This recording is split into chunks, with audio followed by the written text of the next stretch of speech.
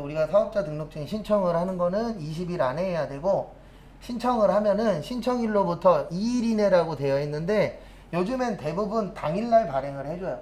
근데 그게 가능한 이유가 뭐냐면 이 사람의 주민등록번호를 딱 치면 국가에서 이 사람은 사업자 등록증을 발급해줘도 되는 사람, 이 사람은 사업자 등록증을 발급해주면 안 되는 사람, 이런 거 구별이 금방금방 되거든요.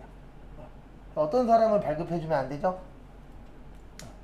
기존에 범법자이신 분들, 기존에 갔다 오셨던 분들, 이런 분들은 사업자 등록증 안 내줍니다. 왜냐면 한 번 사고 친 사람은 또 사고 칠 수 있어요, 없어요? 있죠. 그래서 그런 분들이 이제 바지 사장을 안 치는 거죠. 왜냐면 자기 이름으로 못 내거나 아니면 요건 좀 나중에 걸렸을 때 문제가 될 수 있어. 근데 우린 일반적으로 합법적인 거 안에서 하잖아요. 그런 분들은 꼭 신청을 하셔야 됩니다. 그 다음에 거기 426페이지 밑에나 427페이지 밑에 빈 공간에다가 요거 하나만 적어주세요. 필요적 기재사항이라고 있어요. 세금계산서 필요적 기재사항.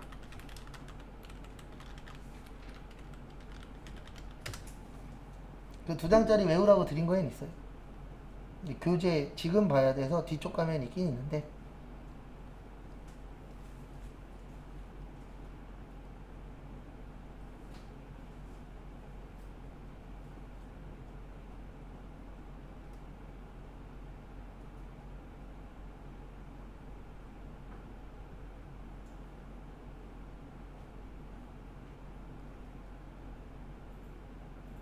그 다음에 4가지가 있어요. 공급하는 자의 등록번호, 상호 및 성명, 공급받는 자의 등록번호, 작성 연월일, 공급가액과 세.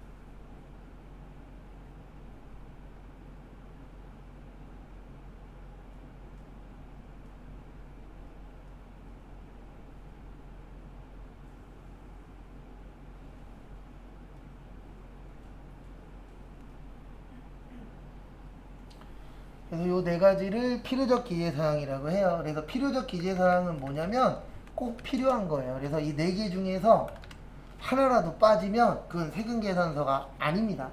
근데 이거 왜 봤냐면은 427페이지 위에 거 설명하려고 요거 본 거예요. 그래서 사업자 등록 정정사유라고 있습니다. 우리 정정이 뭐 하는 거죠? 고치는 거예요. 그래서 우리 잘못되면은 뭐 해야 돼요? 고쳐야 되죠. 그래서 정정사유라고 있는데, 거기 보시면은 제일 첫 번째 상호 바꾸는 거는 당일날 바꿔주도록 되어 있어요. 왜냐면 이것 때문에. 여기 보세요. 상호 있죠? 상호는 당일날 뭐 해줘야 돼요? 바꿔줘야 돼요. 왜요? 중요하니까. 그래서 중요한 거는 당일날 바꿔줍니다.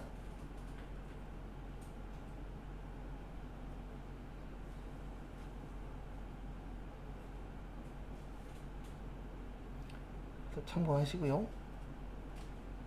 그 다음에 거기에서 잘 보셔야 되는 게 저거 하나 잘 보시면 돼요. 거기에 두꺼운 글씨로 적어놨는데, 상속 증여는 무슨 사유요? 폐업 사유.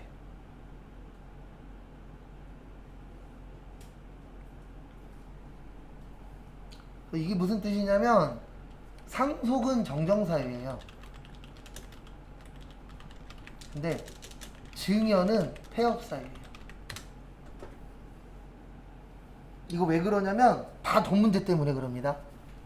상속은 돌아가시죠. 그러면 돌아가시면 이분이 내야 될 세금을 상속받은 사람이 내도록 되어 있어요. 그러면 세금 내는데 문제될 게 있다 없다? 없다. 그러니까 국가에서 그래? 상속받고 싶으면 상속받아. 그 대신 뭐만 잘 내면 돼요? 세금만 잘 내면 돼. 이렇게 되어 있는 거예요. 근데 문제는 증여예요. 증여는 살아계실 때 물려받는 거잖아요. 그럼 어떤 문제가 생기냐면 만약에 현재 사장님은 혼자 사세요. 네, 혼자 살아요. 근데 만약에 아들이 있는데 자녀가 3명이야. 그럼 어떤 문제가 생기냐면 현재 사장님은 혼자 사시니까 나중에 소득세 같은 거 낼 때 많이 낼 확률이 어떻죠? 높죠. 근데 아들은 자녀가 3명이야. 그러면 자녀가 많으니까 가족이 많잖아요. 가족이 많으니까 그 세금을 적게 낼 확률이 어떻죠? 높죠. 그럼 만약에 이 증여를 인정을 해줘 버리면 어떤 문제가 생기냐면요. 세금 낼 때쯤이 되면 아들로 사장을 바꾸는 거예요. 그러면 내야 될 세금이 어떻게 되죠? 줄어들죠. 아니면 이렇게 해도 되잖아요. 바지 사장을 하나 구해갖고 자녀가 8명인 바지 사장을 하나 구해. 그랬고 잠깐 넘겨줘. 그랬다가 세금을 적게 내. 이런 식으로 장난칠 확률이 있다 없다? 있다. 그래서 살아있을 때 물려주는 거는 인정 못하겠다. 폐업하고 다시 뭐해라? 개업해라. 왜냐면 폐업하면은 기존에 혼자이신 사장님은 지금까지 돈 번 거에 대해서 세금 다 내야 되거든요.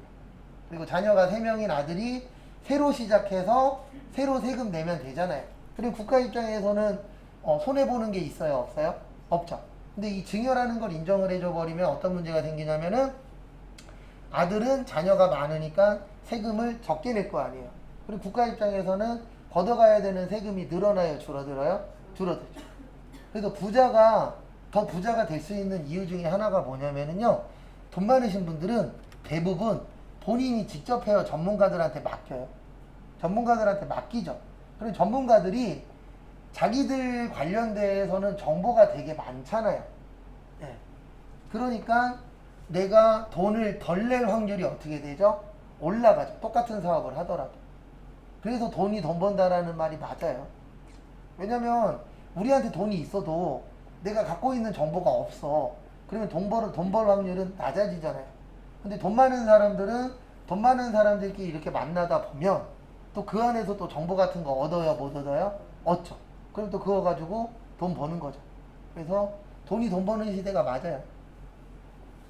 그래서 유튜브 같은 거 보면 그렇게 떠드는 분 있잖아요. 예, 주변에 있는 사람을 먼저 골라내라.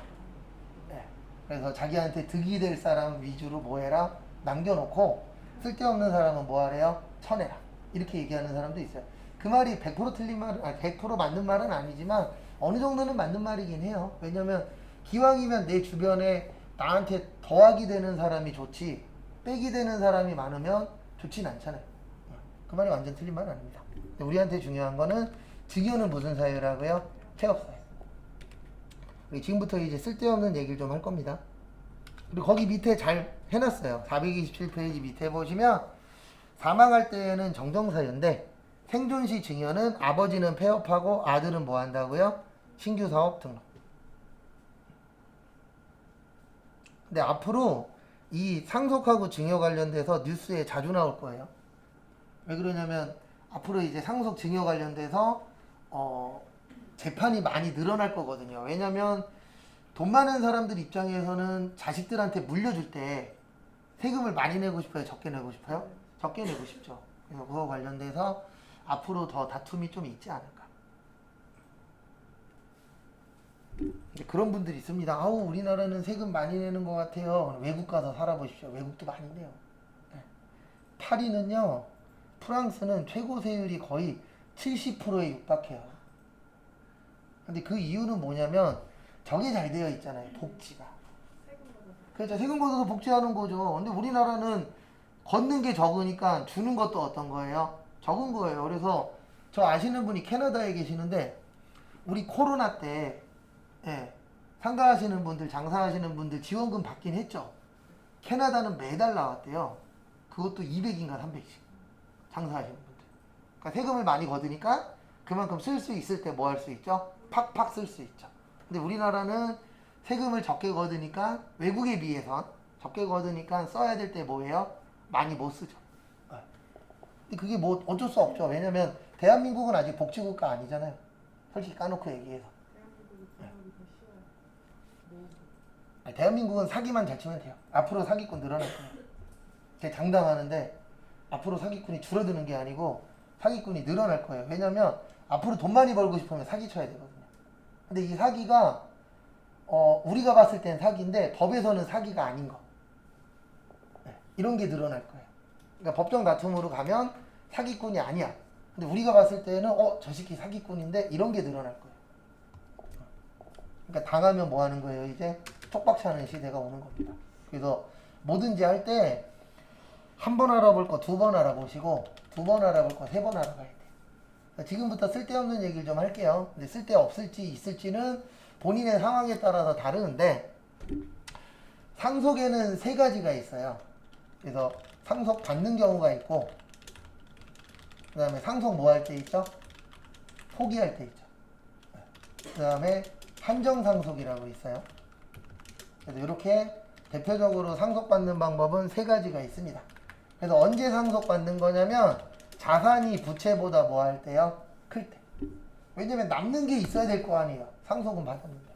그래서 내가 받을 게 10억이고 갚을 게 3억이야. 그러면 10억 받아서 얼마 갚으면 돼요? 3억 갚고 나머지 가지면 되죠. 그래서 자산이 부채보다 크면은 상속 받으시고 그 다음에 어떨 때는 상속 포기하시냐면 자산보다 뭐가 클 때요? 당연히 부채가 클 때에는 상속을 포기하시고 그 다음에 한정상속은 일단 이론 내용에는 모를 때 뭘 모르냐면 자산이 얼마 있는지 부채가 얼마 있는지 모를 수도 있어요 없어요? 있죠. 그럼 한정상속을 받으시면 이건 어떻게 되냐면 내가 받은 만큼만 빚 갚으면 돼요.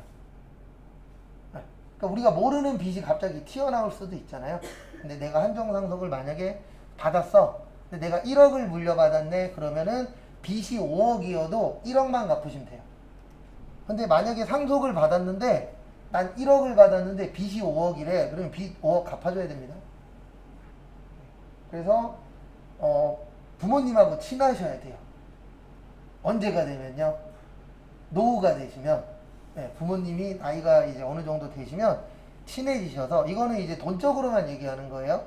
그래서 내가 상속을 받을 건지 포기할 건지 한정상속으로 갈 건지. 한정상속은 본인이 직접 하셔도 되는데 변호사한테 한 1, 20만 원 주면 해줘요. 작성해 줍니다. 그러면 한정상속 받으시면은 내가 받은 만큼만 뭐 하면 돼요? 갚으면 돼요. 그리고 상속 포기할 때는요 꼭 자녀들 것까지 같이 포기시키세요. 이게 과거에 실제 한번 뉴스에 나온 적이 있었는데 어떤 경우가 있었냐면요. 초등학교 5학년인가 6학년인데 이제 일단 부모님은 일찍 돌아가셔서 이제 조부모님이 애를 봐줬어요. 할아버지 할머니가 애를 봐줬었는데 작은 아빠인가 큰 아빠가 돌아가셨는데 빚이 한 2억인가 3억 있었대요. 그거 다 상속 포기를 했는데 얘 거를 상속 포기를 안 해놓은 거예요. 손주 거를. 이게 내려오다가 애기한테 내려온 거죠. 얘는 아직 5, 6학년인데 빚이 2억이 생긴 거예요. 그래서 이제 이거를 SBS에 제보했죠. 제보해서 뉴스 나오고 그 다음에 바로 변호사가 붙어서 해결을 했어요. 근데 다행히도 뭐냐면 일반적으로 상속 포기는 상속을 안 날로부터 6개월 이내 하면 되거든요. 근데 다행히도 6개월이 안 돼서 쉽게 마무리가 됐다라고 뉴스에 나온 적이 있었어요. 그래서 상속 포기할 때에는 주변 사람들 것까지 다 포기하는 게 제일 편해요. 근데 가장 좋은 건 이거긴 합니다. 맞죠? 물려받는 게 있으면 좋아요, 나빠요? 좋죠. 가장 베스트는 이거긴 한데 애매하면은 이걸로 가시고요. 그리고 이럴 수 있어요. 우리 부모님이 얼마 가지고 계신지 몰라. 그러면 부모님 돌아가신 다음에 장례 다 치르고 나서 가까운 그 행정복지센터인가 행복복지센터가 있죠. 옛날 동사무소. 거기 가셔서 우리 부모님 돌아가셨는데 재산이 얼마인지 알고 싶다라고 하면 서류 내면은 걔네들이 다 확인해줘요. 공무원들이. 그래서 뭐 토지가 얼마 있고 그 다음에 뭐 통장에 얼마 있고 이런 것들 다 확인해줍니다. 그런 제도가 있으니까 혹시 나중에 상속받아야 될 때 어떻게 해야 될지 모르겠어. 그러면은 그렇게 확인하시는 것도 하나의 방법이세요. 참고하시고 그 다음에 쭉 넘어오셔서 434페이지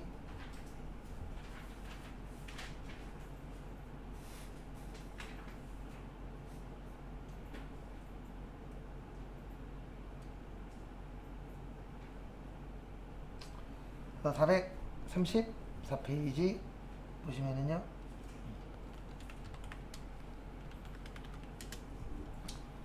거기 보시면 요거 외울 거예요. 저희 나중에 과세거래 세 가지 있어요. 몇 가지 있다고요? 세 가지. 그래서 뭐뭐가 있냐면은 재화의 공급, 용역의 공급, 재화의 수입. 이렇게 세 가지가 있습니다.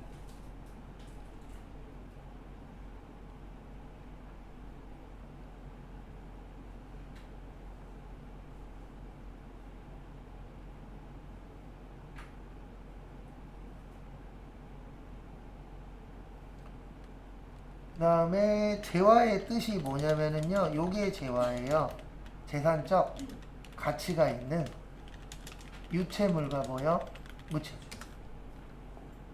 자산하고 똑같아요. 거의 비슷하다고 보시면 돼요.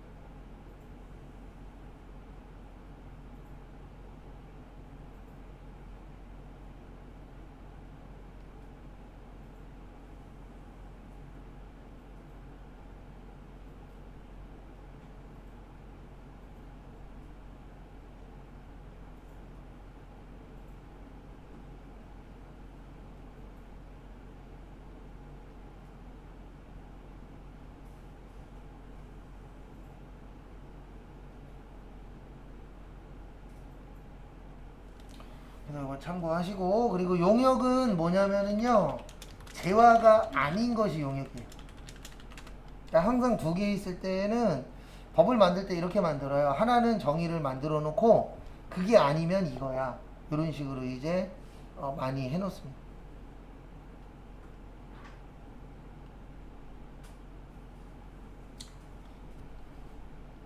그 다음에 거기 보시면 재화의 수입은 없어요. 아니, 그 재화의 수입이 아니고 용역의 수입은 없습니다.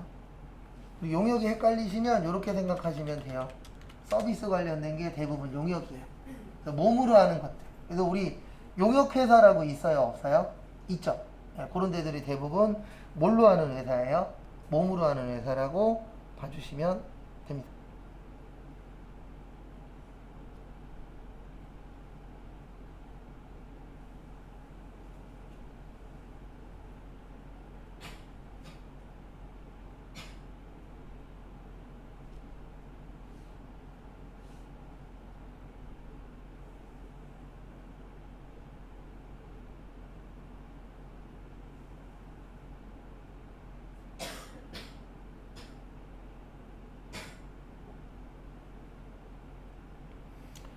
그 다음 것도 보시면은요.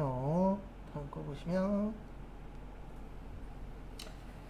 거기 보시면 재화의 공급이라고 435페이지에 있는데요. 재화의 개념은 아까 제가 유체물하고 뭐라 그랬죠? 무체물이라 그랬죠. 그 두 가지가 이제 재화가 되는 겁니다. 그 다음에 다음 페이지 넘기세요.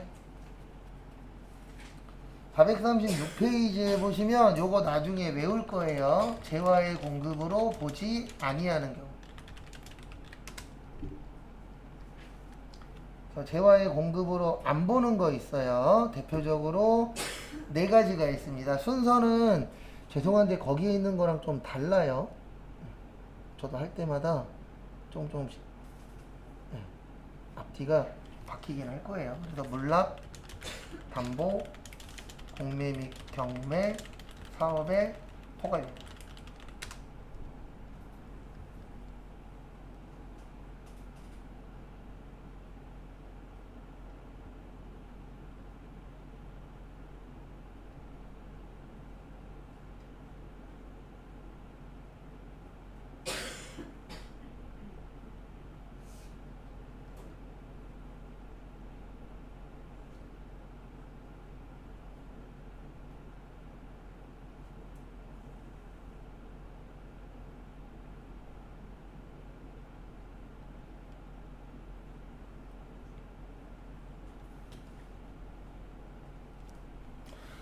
그래서 이게 뭐냐면은 재화의 공급으로 안 본다는 얘기는 세금 안 낸다는 얘기예요. 그래서 제일 처음에 이제 물납이라고 있는데 우리가 세금을 납부하는 방법에는 대표적으로 두 가지가 있어요. 몇 가지가 있어요?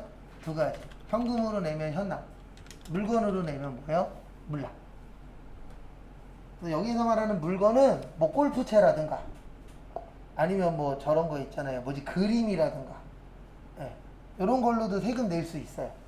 아니면은 건물로 낸다던가 토지로 낸다던가 이렇게 이제 낼 수 있는데 문제는 뭐냐면 만약에 물건으로 낸다고 해서 거기에다가 세금을 더 내라고 한다면 물건으로 낼 거예요? 안 낼 거예요? 안 내겠죠. 그래서 물납에 대해서는 세금을 안 걷습니다. 왜냐면 이거 물건으로 낸다 그래서 세금을 더 내라 그러면 안 그래도 세금 못 걷는데 더 못 걷는 현상이 나타날 수도 있잖아요. 그리고 이거는 저도 들은 얘기인데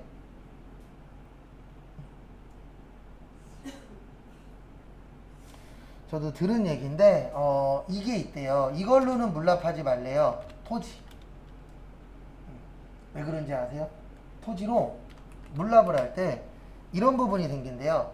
다 주는 건 상관이 없거든요. 근데 만약에 이 땅 중에서 조금만 줘야 돼. 그럴 때에 우리가 찍는 게 아니고 국가에서 찍는데요. 난 이 땅에서 여기 가져갈 거야.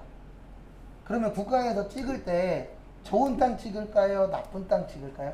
당연히 좋은 땅 찍겠죠. 뭐 도로에 가깝거나 아니 뭐 도로가 들어오는 위치거나. 그래서 잘못하면은 땅값이 떨어진대요. 그래서 땅으로 낼 때에는 그런 좀 문제점이 있다라고 예전에 그 건설 쪽 일하시는 분이 얘기해 주시더라고요. 근데 뭐 저는 실질적으로 해본 적은 없으니까. 그 다음에 두 번째 담보. 네, 담보라는 건 현재 거래예요, 미래 거래예요? 미래 거래예요. 현재는 거래가 아니에요. 그래서 우리가 제일 많이 보는 담보는 요거예요. 주택담보대출. 그래서 우리가 집 살 때 대출 받는다 그러잖아요. 그게 다 이거예요. 집을 담보로 해서 대출 받는 겁니다. 그래서 내가 이 이자를 못 갚잖아요. 그러면 집이 넘어가는 거예요. 왜냐면 집을 담보로 했기 때문에 너 집 못 갚았어? 그러면 네 집 팔 거야. 이게 주택담보대출이거든. 그래서 집 살 때 주택담보대출을 많이 해요. 그래서 우리가 뉴스 보실 때 혹시 뉴스나 아니면 인터넷 신문 보실 때 경매가 늘어나고 있다라고 뉴스에 나오면 이렇게 이해하시면 돼요. 아, 요즘에 대출 이자를 못 갚고 있구나. 근데 지금 늘어나고 있어요? 줄고 있어요? 늘고 있어요. 근데 뭐가 늘어나고 있냐면 아파트가 늘어나는 게 아니고요. 빌라가 늘어나고 있어요. 왜냐면 저분들 뭐 빌라 왕이니 뭐하니 해서 최근에 터진 데들 있잖아요. 거기들이 이제 경매로 조금씩 넘어오고 있는 추세거든요. 근데 더 못된 사람들이 있어요. 그 경매 넘어간 집들이 대부분 다 현재 살고 계신 분들이잖아요. 이거를 받아갖고 싸게 받아서 거기에서 살고 있던 사람들 또 내쫓고 아니면 거기에 살고 있는 사람들하고 딜한대요. 여기에 살게 해줄 테니까 얼마 내라고. 그러니까 결론적으로는 뭐 저도 느껴본 적 있고 이 안에 계신 분도 느껴보신 적 있겠지만 돈 없으면 서러워요. 설마 그런 거에 당하고 싶어서 당했겠어요? 정작 사기친 사람들은 도망가고 조용히 있고 사기 당한 사람들이 오히려 더 힘든 세상. 참 힘들어요. 그 다음에 공매 및 경매는 전제 조건이 이게 붙어요. 강제. 그래서 공매 및 경매가 아까 설명드린 것처럼 강제로 팔리는 거예요. 그래서 내가 만약에 주택담보대출을 받았는데 돈을 못 갚았어. 그래서 강제적으로 우리 집이 팔렸어. 근데 만약에 국세청 직원이 와갖고 저기요 집 파셨죠? 세금 내세요. 그러면 세금 낼 거예요? 멱살 잡아야 돼요? 멱살 잡아야죠. 왜냐면 안 그래도 강제로 팔려갖고 승질나 죽겠는데 국세청 직원을 와갖고 뭐 내래요? 세금 내래요. 그럼 죽이네 살리네 해야죠. 그래서 이거는 거들려면 거들 수는 있는데 걷기가 되게 어떨 거예요? 힘들 거예요. 그리고 강제적으로 팔리는 거기 때문에 이 사람이 원해서 판 것도 아니잖아요. 그래서 국가에서는 뭐 하지 말자, 세금 걷지 말자 이렇게 할 수밖에 없어요. 왜냐면 강제로 넘어가고 기분도 꿀꿀한데 와갖고 세금 내래 그러면은 엉뚱한 행동할 수도 있잖아요. 오늘 뉴스 보니까 또 저것도 나오더라고요. 그 최근에 그 칼부림 사건 난 거, 그 사람한테 존댓말 했다고 또 시비 거는 그 한국 사람들이 있대요. 아니 그럼 열받은 놈한테 가갖고 칼 들고 있는데 쌍욕하면 얘가 칼을 휘두르겠어요? 안 휘두르겠어요? 휘두르겠죠.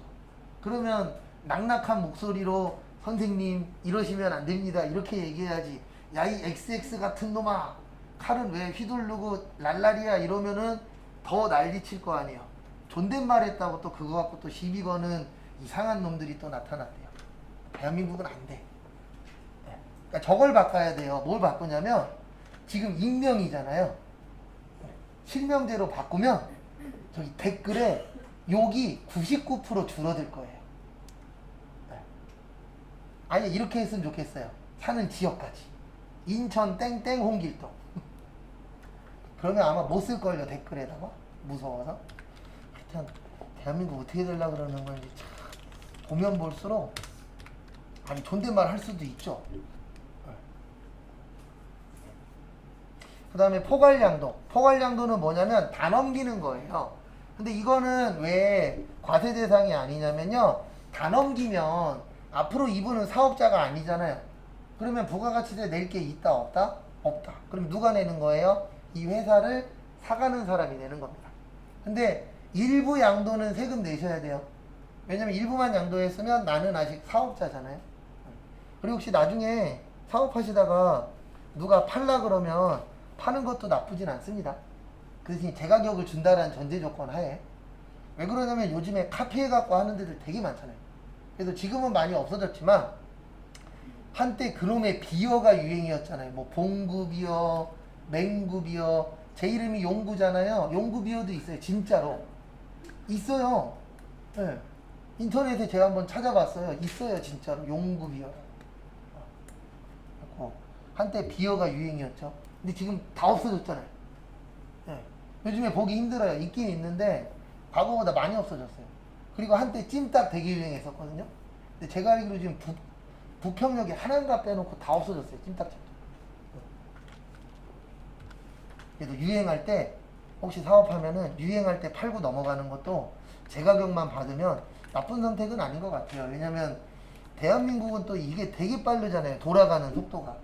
그래서 오늘 이게 유행한대. 그거 차렸는데 한 달 후에 또 다른 게 유행한대. 이런 식으로 유행 속도가 되게 빠르다. 요거 나중에 외울 거예요. 4가지. 그 다음에 하나만 더 보고 마무리하겠습니다. 438페이지 재화의 간주공급이라고 있거든요. 별표 3개 무조건 외우고 계셔야 돼요. 시험에 어마무시하게 잘 나오는 내용 중에 하나입니다.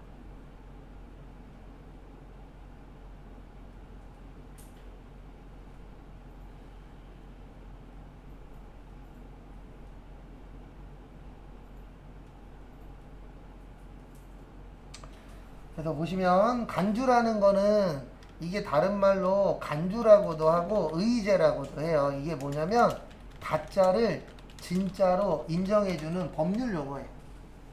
그래서 간주공급 그러면 원래는 가짜예요. 그래서 가짜면은 원래 인정하면 돼요, 안 돼요?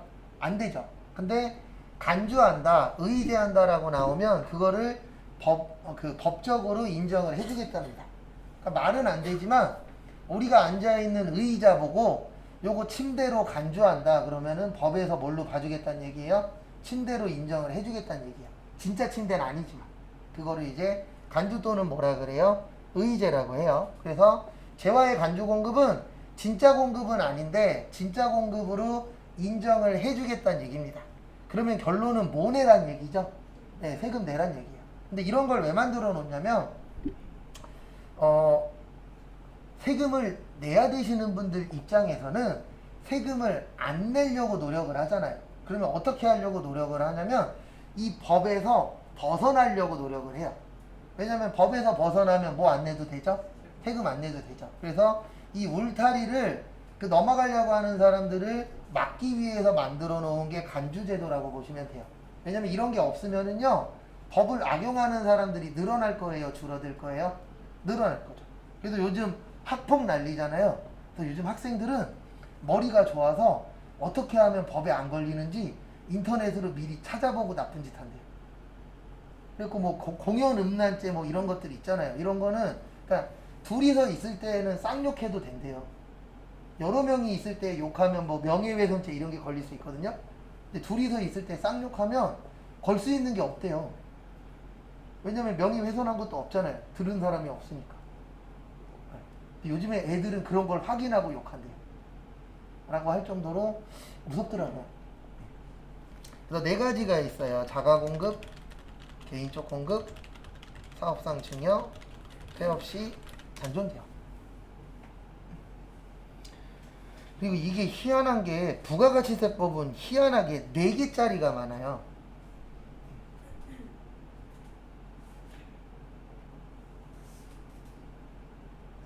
몇 개짜리가 많다고요? 4개짜리. 네. 그래서 외우면 4개가 많아요. 아까 이것도 4개거든요. 물납, 담보, 공매 및 경매, 사업의 포괄양도. 그 다음에 필요적 기재사항도 몇 개예요? 4개예요. 그래서 4개짜리가 희한하게 많더라고요. 그래서 요거 가지고 요거는 내일 볼 거예요. 간주공급. 왜냐면 요건 좀 중요하거든요. 설명할 게 좀 많아요. 그리고 아마 요속도로 나가면 빠르면 내일, 늦으면은 목요일 한두 시간 하면 이론이 끝날 거예요. 그러면 실기를 할 건데 실기 이틀이면 끝납니다. 네, 거짓말 안 하고 이틀이면 실기 끝나요. 왜냐면 입력은 별게 없어요. 우리가 분계를 못해서 입력이 틀리는 거지 분계만 하면 입력은 솔직히 누워서 떡 먹기는 오바고 그냥 타자만 칠 줄 알면은 다 넣을 수 있을 정도의 난이도이기 때문에 입력은 그렇게 오래는 안 할 거예요. 그래서 아마 요속도로 나가면은 요번 주에 실기 거의 끝날 거고 다음 주부터 뭐 할 거예요? 이제 문제풀이 할 거예요. 그래서 문제풀이 하고 기출문제 일부 풀고 그 다음에 바로 세무로 넘어갈 겁니다. 근데 왜 그러냐면 세무하고 회계하고 전산회계하고 전산세무하고 요 정도 겹쳐요. 70% 정도.